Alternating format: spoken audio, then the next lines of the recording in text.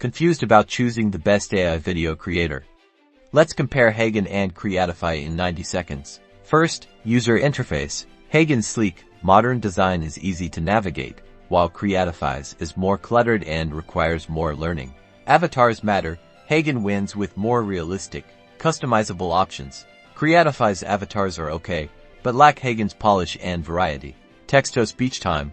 Heygen has natural-sounding voices in many languages, with adjustable tone and emphasis. Creatify's text-to-speech is acceptable, but can sound robotic and less expressive than Heygen. Need a head start? Heygen offers many professional templates for different uses. Creatify also has templates, but fewer and less diverse than Heygen. Pricing time.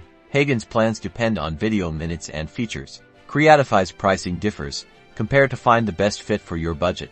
Heygen excels with user-friendliness, high-quality avatars, natural voices, and many templates. Creatify is viable, but Heygen wins for overall polish and superior features.